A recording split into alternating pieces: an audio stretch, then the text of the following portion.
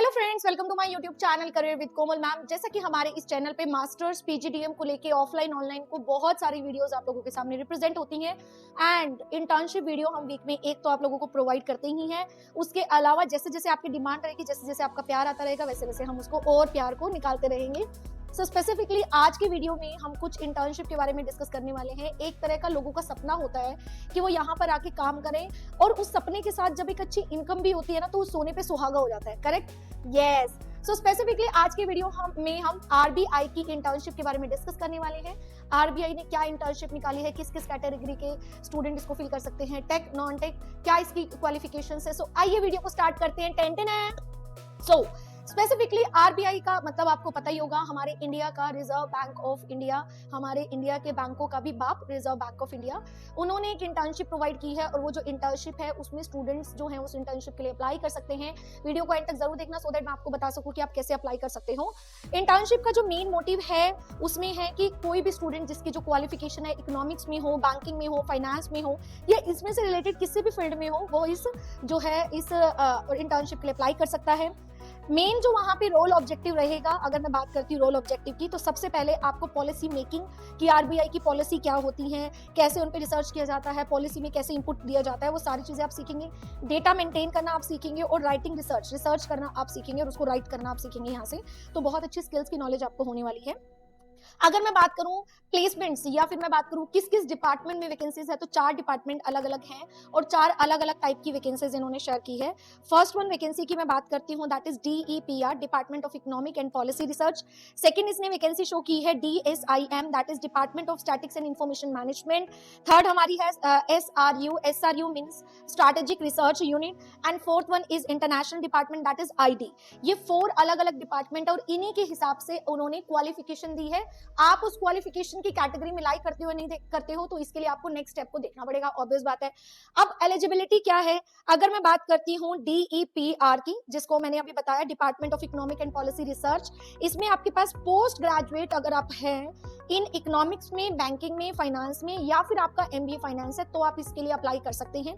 Apply कैसे होगा बताएंगे होले होले, क्या स्टाइफन होगा बताएंगे होले होले, वो तो ऐसे डिस्प्ले हो भी गया है। सेकंड हमारी है डीएसआईएम, जिसको हमने बोला था department of statics and information management, जिसके लिए पोस्ट ग्रेजुएट होना चाहिए, स्टैट्स में होना चाहिए, इकोनोमेट्रिक्स में होना चाहिए, इकोनॉमिक्स में होना चाहिए या फिर बीई और बीटेक भी चलेगा एंड इसके अलावा एमबीए फाइनेंस भी चलेगा। I think getting my point. So tech वाला स्टूडेंट भी इसको फिल कर सकता है, कैसे फिल करना है वो बाद में देखेंगे। नेक्स्ट हमारा है एसआरयू, स्ट्रैटेजिक रिसर्च यूनिट, इसके लिए बीई या बीटेक होना चाहिए, पोस्ट ग्रेजुएट होना चाहिए, क्वांटिटेटिव ओरिएंटेड डिग्री होनी चाहिए इकोनॉमिक्स में या फाइनेंस में, स्टैटिस्टिक्स में या फिर उसमें एक्सपर्टीज होनी चाहिए प्रोग्रामिंग स्किल्स में, जिससे हम उसके लिए इस वाले पैनल में अप्लाई हो सके। नेक्स्ट हमारा है ID, that is international department, जिसके लिए पोस्ट ग्रेजुएशन होना चाहिए इकोनॉमिक्स में, स्टैट में, फाइनेंस में, इंटरनेशनल फाइनेंस में, इंटरनेशनल ट्रेड में या फिर स्पेशलाइजेशन होनी चाहिए फाइनेंस में। एक चीज आपने नोटिस की, एमबीए फाइनेंस वाला हर जगह चल रहा है यार, ये क्या बात हो गई? दैट मींस एमबीए फाइनेंस जो है अच्छा स्ट्रीम है।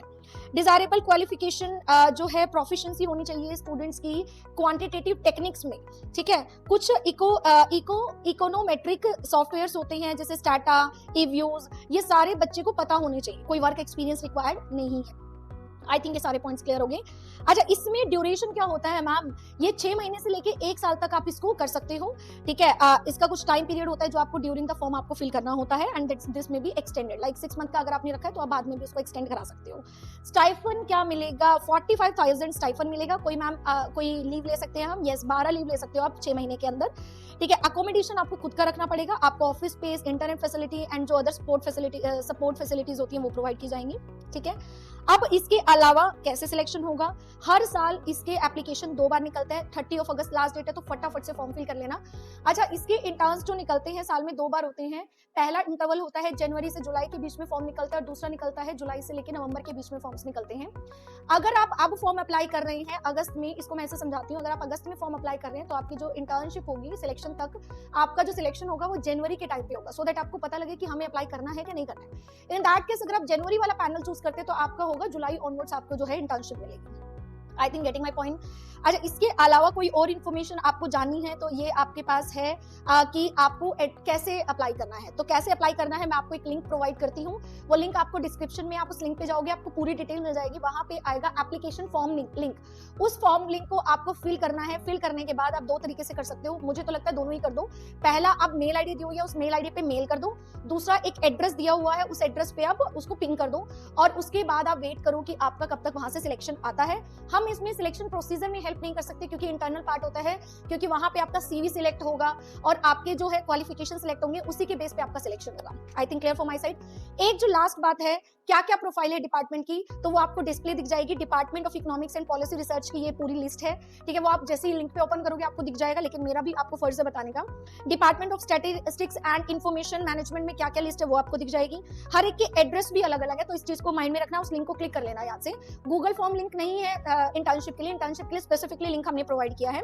स्ट्रैटेजिक रिसर्च यूनिट के लिए आपको एक पैनल मैंने दे दिया, वहां पे आपको सारा दिख जाएगा, और इंटरनेशनल डिपार्टमेंट्स के लिए अलग दिख जाएगा, ठीक है। तो आप इसको बहुत ध्यान से फॉर्म फिल करो। अगर आपको फिल करने में कोई परेशानी हो रही है तो अपने आसपास के साइबर कैफे के पास जाओ, उनकी हेल्प लो और फॉर्म को फिल करो। एंड हमारे चैनल को सब्सक्राइब जरूर कर दो अगर आपको इसी तरह की सुपर डुपर वीडियोस चाहिए तो। एंड अगर आपको एमबीए पीजीडीएम को लेकर कोई डाउट है, कहीं काउंसलिंग चाहिए, तो आप गूगल फॉर्म फिल कर सकते हो एंड एक अच्छी नॉलेज ले सकते हो। Thank you so much.